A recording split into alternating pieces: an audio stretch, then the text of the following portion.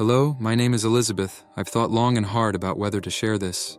Every time the lights go out, I feel cold sweat covering my body, and my heart pounds as if it's about to burst out of my chest. But maybe you should know what happened to me that night. It was 2021 when Hurricane Ida hit the East Coast. Many were left in complete darkness due to a blackout, and that's when my life turned into a real nightmare. That evening, I was at home, enjoying a rare moment of peace. Outside, heavy rain was pouring down, and I was wrapped in a warm blanket, lazily scrolling through social media. The sound of raindrops beating against the window was almost soothing, drowning out all other noises. It was an ordinary evening, nothing unusual until the lights went out. Suddenly, the room was engulfed in darkness. The phone screen glowed alone, illuminating my hands and part of my face. I realized it was due to a power outage. A downpour like that could easily cause issues.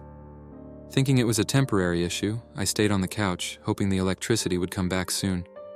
About 20 minutes passed, and I noticed my phone battery was almost dead. Only 3% left.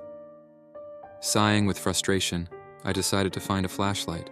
I knew it was in the kitchen, in the cupboard. I got up from the couch and headed toward the kitchen, lighting my way with the dim glow of the screen. As I reached the kitchen, I suddenly felt someone's gaze on me. Out of the corner of my eye, I caught a movement by the window. Outside, illuminated by a flash of lightning, was the silhouette of a man standing in the pouring rain, looking right at me. My heart pounded so loudly it felt like it echoed through the entire house. Without thinking, I recoiled and rushed to check all the locks. The doors were locked, but I knew I couldn't feel safe. I grabbed my phone and dialed 911 to call the police, but the screen went dead. The battery was completely drained. I was left in complete darkness and absolute silence, surrounded only by the sounds of rain and thunder. The feeling of isolation washed over me like a wave of terror. No connection, no light, only darkness and him, standing somewhere outside. I tried to think fast. A thought of a spare charger flashed through my mind, but I'd have to find it, and I had no time. Suddenly, I heard a loud crack. The sound of breaking glass came from upstairs, from my bedroom. That meant one thing: he had found a way inside. I froze, listening to his footsteps upstairs. I had to act. I knew the house by heart, so I moved almost silently as the intruder wandered through the rooms upstairs. He was looking for something, but I couldn't tell what. The only thing I knew for sure, he was looking for me. Hiding behind the dining table, I tried to calm my breathing. Every sound seemed louder than it was. I heard him coming down the stairs. His steps were getting closer, and I felt panic building up again. Unable to hide any longer, I tiptoed to the pantry and hid there, closing the door behind me. The silence didn't last long. The intruder moved closer and began methodically searching room after room. I could hear him flipping over furniture. I understood that if he found me, I wouldn't have a chance to escape. My hiding spot wasn't safe enough. I saw his flashlight's beam flicker under the door. I held my breath as the light paused in front of the door. He was about to open it, but suddenly, a loud noise, like trash cans being knocked over, sounded outside. The man froze, listening. It gave me a few seconds to think.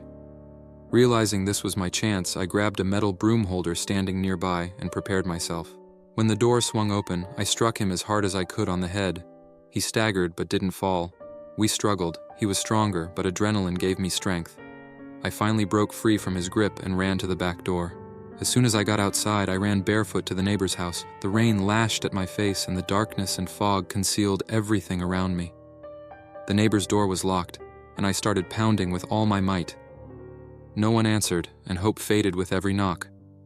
Almost despairing, I turned and saw him approaching slowly, as if playing with me, preparing for the final fight. I pressed my back against the door.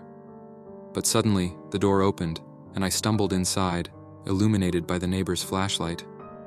My neighbor, holding a baseball bat, took in the situation in an instant and immediately stepped out to shield me, ready to defend. The intruder abruptly stopped, turned, and ran back into the darkness, disappearing into the noise of the rain. We immediately called the police. The police arrived within minutes, and this time, the sirens sounded like music. The pursuer tried to escape but was caught just a few blocks from my house. Later, I found out that he had been following me for days, that Blackout was his perfect opportunity to make his move. I was exhausted and shaken, but most importantly, alive. This nightmare lasted only half an hour, but it felt endless. Now I know that even in the calmest places, you have to stay alert because evil can creep up when you least expect it.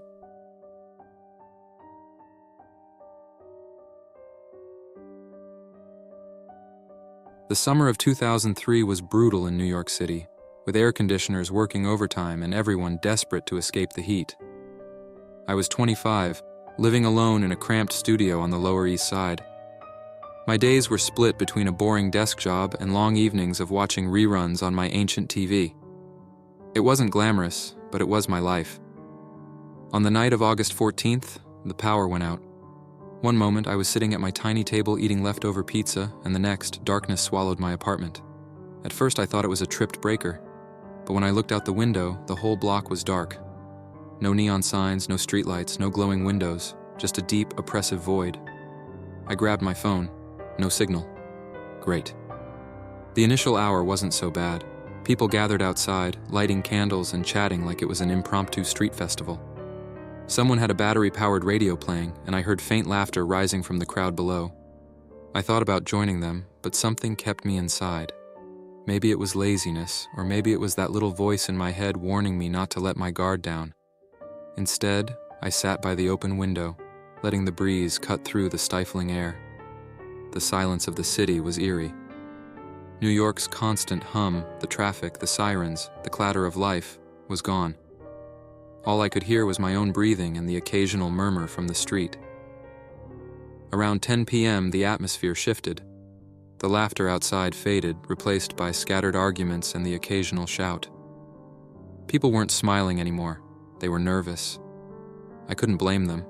A blackout in New York wasn't just an inconvenience. It was a recipe for chaos. Around midnight, I heard a commotion outside my building. Peeking through the blinds, I saw a group of 3 men standing at the base of the fire escape. They were talking in hushed tones, but their movements were animated, aggressive. One of them gestured toward the upper floors of the building. A chill ran down my spine. I didn't know these guys, but their presence felt wrong. They weren't neighbors. They weren't here to check on anyone. They were casing the building. I ducked away from the window, my heart pounding. My apartment was on the 2nd floor, right above the fire escape. If they decided to climb up, they'd reach me in seconds. I moved quickly, locking the window and wedging a chair under the doorknob for extra security. Then I turned off my flashlight, plunging the apartment into darkness. If they thought the place was empty, they might pass me by. The creak of metal outside shattered that hope. They were on the fire escape. I held my breath, listening as their footsteps grew louder. One of them whispered something, followed by a chuckle. My stomach twisted. These weren't guys looking for a place to crash. They were predators. I scanned the room for a weapon. The heaviest thing I could find was an old cast-iron skillet. Gripping it tightly, I positioned myself in the corner, out of sight from the window. Glass shattered. I jumped, nearly dropping the skillet. A hand reached through the broken pane, fumbling for the latch.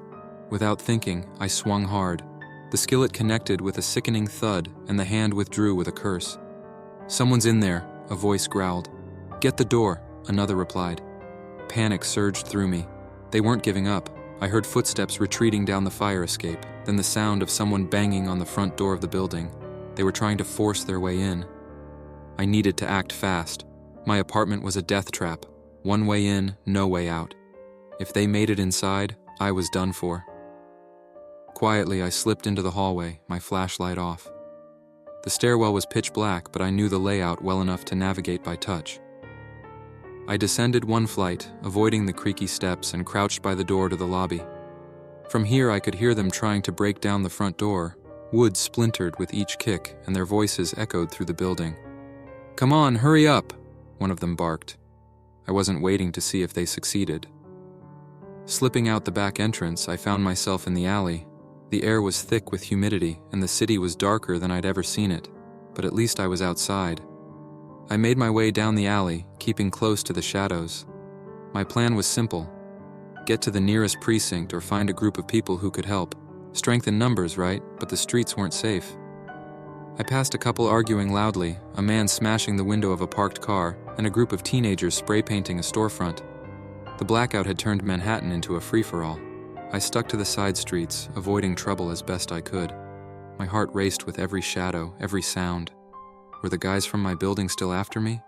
Or had they moved on to an easier target? After what felt like hours, I stumbled upon a fire station. The place was lit by lanterns, and a few firefighters were handing out water bottles to a small crowd. Relief washed over me as I approached. "Hey," I called out, my voice shaking, "I need help." One of the firefighters turned to me, his face lined with exhaustion. "What's going on?" I told him everything. The men, the break-in, my narrow escape. He listened carefully, then nodded. "You did the right thing getting out of there. Stick around here, you'll be safe with us." I spent the rest of the night at the station, sitting on the curb and sipping warm water. As dawn approached, the city began to stir. The power was still out, but the chaos had calmed. The men who'd targeted my building were long gone, leaving nothing but shattered glass and frayed nerves in their wake. The blackout ended the next evening, but the memory of that night stayed with me. It was a reminder of how quickly things could fall apart, and how far some people would go when the lights went out. This version ensures logical continuity and builds suspense throughout the narrative. Let me know if you'd like further refinements.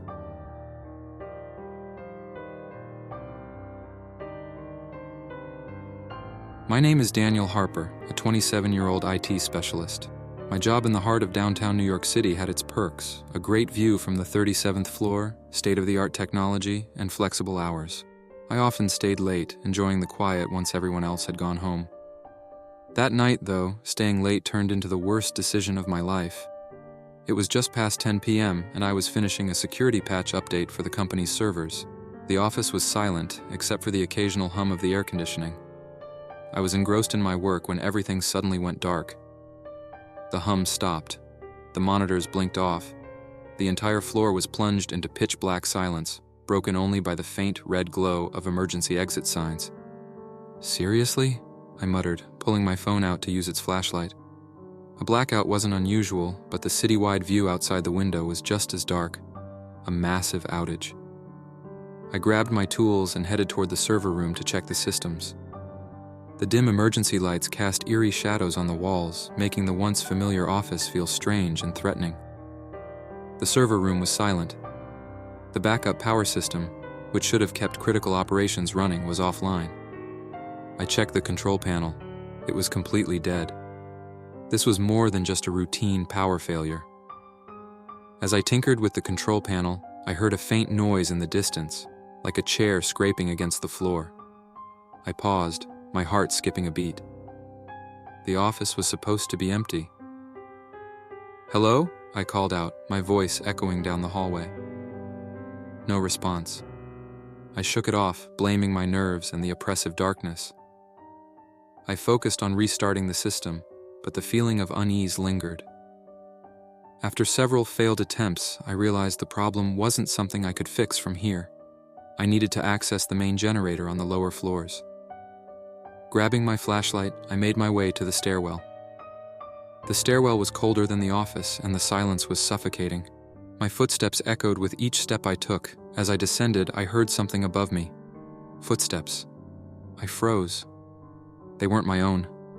"Is someone there?" I called out, shining my flashlight up the stairs. Nothing, just the shadows dancing in the faint beam of light. I hurried down, my pulse racing. When I reached the 20th floor, I decided to take a break, leaning against the wall to catch my breath. That's when I heard it again, soft, deliberate footsteps, this time closer. My flashlight wavered as I pointed it down the corridor. For a brief moment, I thought I saw movement, something darting out of sight at the edge of the beam. "Hello?" I called again, louder this time. No answer. I quickened my pace, descending further. When I reached the generator room on the 10th floor, I locked the door behind me, breathing heavily. The room was cramped and smelled of oil and metal. I located the generator panel and flipped the main switch. Nothing happened. I checked the circuits, trying to figure out why it wouldn't start. As I worked, I heard a metallic clang from outside the door. Someone was out there. The doorknob twisted violently, rattling as if someone was trying to break in. My heart pounded in my chest as I grabbed a wrench from the tool rack. "Who's there?" I shouted, my voice shaking. The rattling stopped. For several agonizing minutes, I stood frozen, wrench in hand, waiting for the intruder to make their move. But the silence returned, more oppressive than before. I unlocked the door cautiously, peeking out into the hallway. It was empty. Then I heard it, breathing. It was faint, but unmistakable. It was coming from behind me. I spun around, flashlight cutting through the darkness, but there was no one there. My mind raced. Was I imagining things, or was someone playing games with me? I bolted for the stairwell, my footsteps echoing in the darkness. The feeling of being watched was unbearable. As I reached the 5th floor, I caught a glimpse of movement out of the corner of my eye. A figure. They were dressed in black, their face obscured by a hood. They stood perfectly still at the end of the hallway, watching me. My stomach churned with fear.